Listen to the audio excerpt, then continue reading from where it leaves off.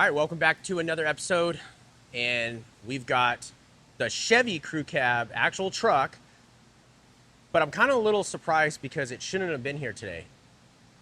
Because I mean, now we're gonna call you out. I'm gonna call you out because I know the viewers are gonna call you out. So we're doing the truck video now. I'm getting confused. Oh, we're doing so many videos now, I forget. Okay. Let me remind you. Our last video on this one said that you're going to be on the road with your wife and kids going to Washington. This is after Washington, and the truck's still here. So yeah. So why don't you go ahead and tell the viewers what happened? You want the short story or the long one? Whatever you want to say. So we figured out that, let's see, in order to go to Puyallup for the show, we needed to leave on Tuesday or Wednesday. Well, we have 4 customers going on the road tour who I believe 2 of them said, I can't go. Okay, so we're stuck there. So now I need to he's like, but you can send some of your guys to drive up there, but keep working on my car.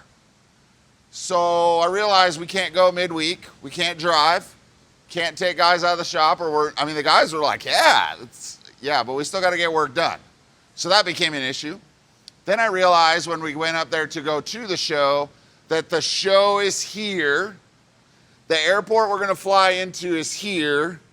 And my buddies who said, oh, dude, you can store the cars at my house. One lives over here and one lives over here. This is like an hour and a half from here to here, and an hour and a half from here to here, and an hour from here to here.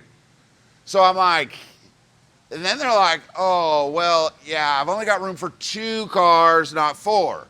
So but I'd have to keep 2 over here and 2 over here, and then get up here to make the plane and do all of that. And I'm like, well, this is really going to be hard, because I didn't realize Seattle, which I haven't lived in that area for 45 years, I didn't realize that it had grown that much and that traffic was that crazy. So we had that. I had another customer who his wife injured her hand, and so that really was going to put a damper on things. And all right, so that was your side of the story. It became a huge mess. You can speed that up when we get through the video, or maybe people will just fast forward, but there became a huge thing. So now, here's the cliff notes. I'm going to give you the cliff notes. Roger was really ambitious and wanted to make a big old ordeal going, like as in a fun ordeal, to go to Washington, and it really set in, and it was going to be a logistical nightmare with time and travel. I still had to go, because that was one of the other things. My wife we saw you My there. wife still wanted to see her mom, so I still had to go. We still had to do all of that stuff. And there's many more reasons. There's interior guy reasons. There's this reason. There's all these things that were absolutely out of my control that pissed me off. At least for the people that follow along, we all got to see you driving a forklift, showing how well you know how to drive a forklift. Or how well I am at supervising. And so if you didn't see, you got asked to help out with an engine swap while you were up there. Yes, because so the guys who went up there blew up an engine, which they left with the rod knock. They said it was a little knock, and apparently they thought, I'm like, well, something's trying to get out of there. That's why it's knocking. But they were trying to make the whole tour with the road knock. Okay, so you skipped out on taking the truck, but now it's going to go to Pleasanton. Yeah, that was another reason. Okay. It's the award we were going for at Puyallup. We figured out we finally figured out they edited the website to say that we could compete for that at Pleasanton. Now we have more competition. But on the flip side, a buddy of mine got the finalist pick. Congratulations, Josh. So, like I said, it all works out. It became a big mess. I just wanted to, because I mean, people are following along with these videos. I heard it at the show. So where's the truck, bud? Yeah. Oh yeah. You want to pull out a chair and I'll tell you, or yeah. Well, it is what it is. This is what happens in the automotive world. I mean, you try to shoot for one thing and then you have to postpone or redirect and whatnot. So it is what it is.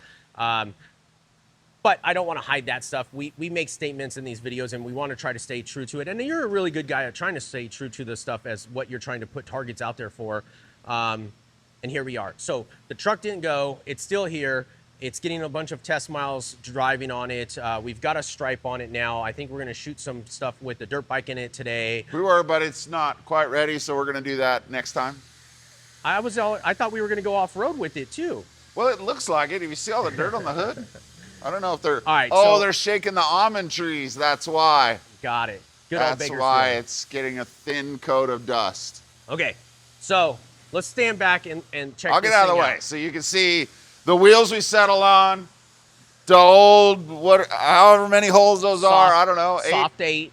So it's soft got the 8 8 wheels. holes, 18-inch wheels. They were a little bit narrower, so the tire bulges a little bit more with these sexy BF Goodrich HD Terrains because I wanted it. I know it has a lug on the side, but it doesn't look like the new truck lug on the sides that just don't look good.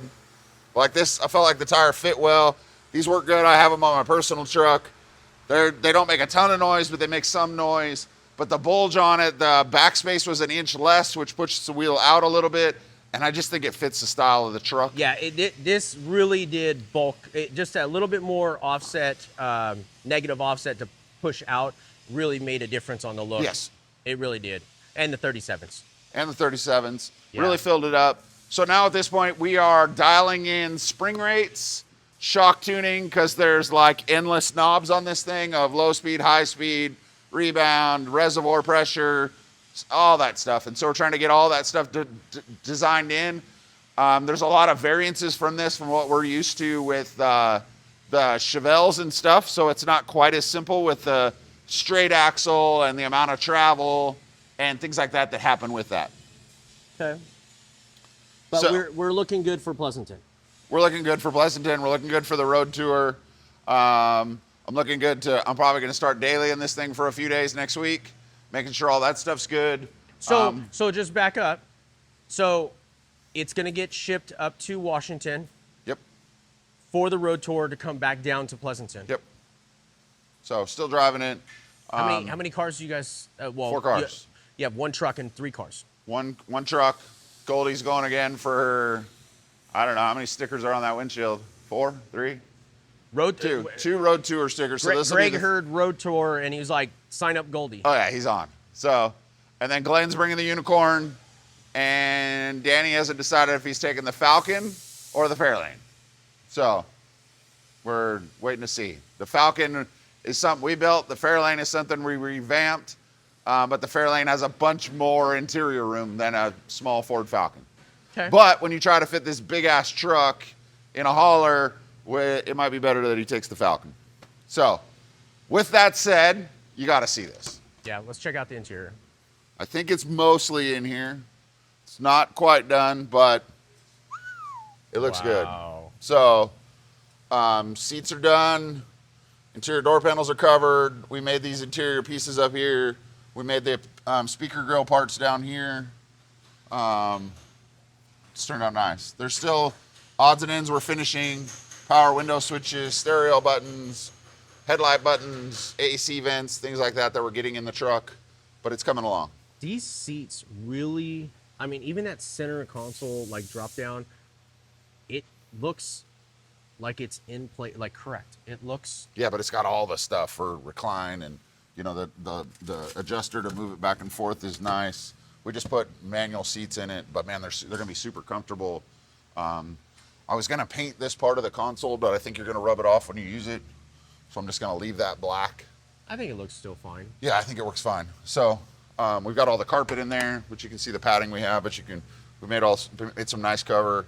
You got to see these sill plates that we just got from the machine shop. Stand by. We just got these back from the machine shop. We're gonna get these fitted, but they sit somewhere like so. So that goes there. You obviously got to get tweaked and fit around the rubber and things like that, but then we'll figure out how to detail them. I don't know if I want to polish them because I feel like people are going to step over them and do that stuff. But I would like to carry the orange and stuff that's in here into this. Yeah. I might powder coat them black, really, and just leave the ribs. I don't know. I haven't decided how to do them. I don't think black. So Black- something that's a durable finish because Sure. people are going to scrape their feet across them. Yeah. So, but that all looks really good. These seats all flip up, so you can use the floor back here. So that's all nice, but we got AC vents to get in there for the back. Just a lot of things like that still going. Wow. So let's check out the highlights. So we got all our custom trim. I don't know if he's going to put in the video, but we just came back and for some reason the gas door was open. Either it got left at the gas station on or whatever. So we got to figure out if it's blowing open or if it got left open. So we had that. We made this on the back to kind of signify the parts, the big parts that are on the car or who had a part in doing it, just as a cool thing. So we got our little Ironworks logo, Fairway Chevrolet, who did the paint job on it. It's got a Don Hardy engine. It's got a Roadster Shop chassis and a Bowler transmission.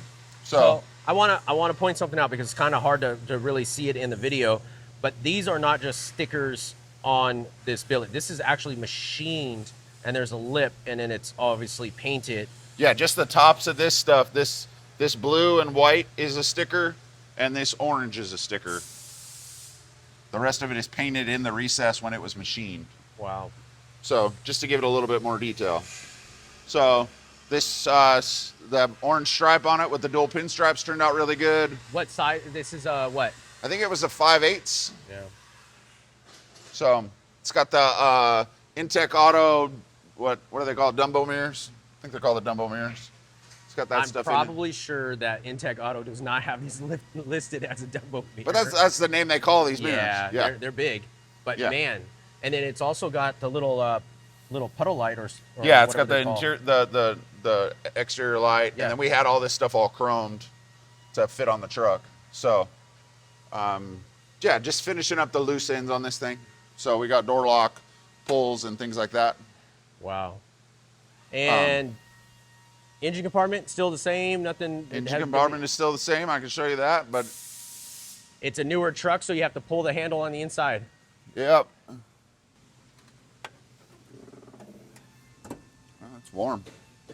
So 6.6 liter torque monster engine from Don Hardy. It's got the Intech Auto firewall panel, the Intech Auto power brake booster with billet cover, factory wiper motor.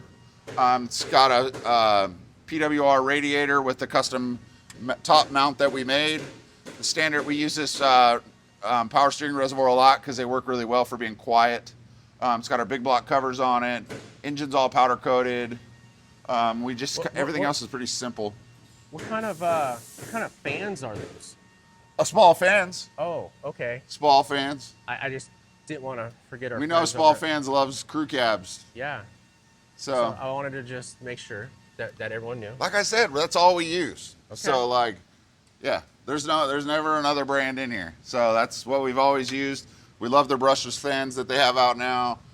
We've always used that stuff. And something that is kind of just basically muted out when you're looking at all the rest of the stuff. But I was here during the process of this build, like coming and seeing the truck, and this whole piece right here has been smoothed and reworked, and it is beautiful. Did you say smoothed? Smooth it out.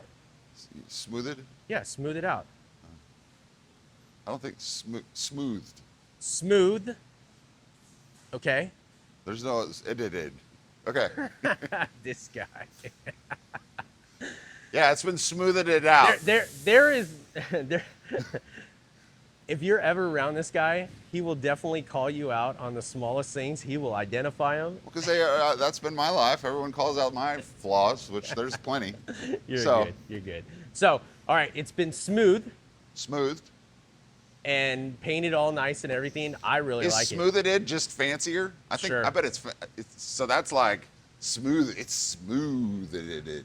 You do know we have still a lot of you still have to edit this. a lot of videos to shoot today. Yeah. So there's going to be a lot of opportunities. That's fine. Okay. So we're looking good on the truck. Looking good on the truck. Okay. So got another 2 weeks or so and get it loaded up and it start heading north. We just got our billet pieces here. I don't know if we'll get these in before, but I'm trying to get rid of the notches. Yeah. So Because these are an eyesore to you. Yes, we've been driving the truck and getting the headlights all adjusted and suspension settled and everything else. And they're going to be painted silver. They're going to look just like it, just one of the notches. So those are plastic. You're Those are making plastic. billet ones with To no make it look- notches. To paint them silver. And those are the little nuggets that is so great that when people are like just gawking over the vehicle at these events, whether it's a show or, cruising or whatever, it's the little stuff like that that people geek out over. Okay. They're like, no way. Well, it's just a great looking truck. Like and that's the part for me is it's nice, but it's not, in my mind, it's not some super show car or that type of thing. It's just meant to be driven. Like, Yeah. and that's what we want to show. That's why we talked about putting the dirt bike in the bed at back of the truck. That's why I want to do like I want to put paddle boards in the back and go take my kids paddle boarding. I want to put a tailgate pad on it and put mountain bikes over the tailgate. Just do some stuff like that so it's like a truck. Yeah, well, I hate to tell you this if you don't already know, but you're jaded. You've been around for so many years building these vehicles. You've seen so many vehicles that were high-end. You've pressed yourself to build high-end vehicles. This is a outstanding truck. Oh, it's a great truck. It's a great truck. Outstanding.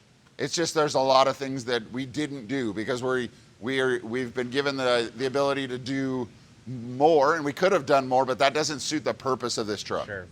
There's a stopping point. There has to be a stopping point to use it to where you're like, everything's done right. We don't like use crappier butt connectors and, spray paint and things like that. Everything is done to a certain level, but there's a point where we're just trying to use the truck for what it's and you don't want, if you make it too nice, then people aren't going to use it. Like, that's why we're not afraid to load a dirt bike in the back of it. It's why it has hooks in the bed. It's why it has things like that to make those things in here. When are we going to Home Depot and putting some plywood in the bed? We could do that. Okay. We could do that. Okay. Maybe when it wins Mall Crawler of the Year. 4x4 of the Year. I don't know. Well, I really want Jeremy over at Roadster Shop to be really happy to see that their chassis on a short bed is getting used with a full sheet of plywood. With a full sheet of plywood with the tailgate down. Tailgate down. Yes. There's a lot of inside scenario with that if you guys don't follow Roadster Shop, but Jeremy got roasted over saying the short bed that they had built was, I forgot exactly what his words were, but basically everyone said, why would you build a short bed? A long bed's needed and short beds are better in his mind, and people kind of roasted him on that. So, but if I ever had to camp in a short bed, I don't know if that'd work. Yeah, well, I need a long bed. You need an extra long bed. The tailgate down. Yeah. So, all right. Well, thank you guys very much. If you have any interest in anything, as always, just message us through our website, and we'll get right back to you. Thank you. Have a good day. Keep an eye out for this guy at Goodguys and go and say hi to him and tell him what you think about all these vehicles and everything else that we talk about in these videos. Yeah, and smooth it did. Yeah, don't forget that. That's extra fancy for today. Thanks, Roger. Thank you.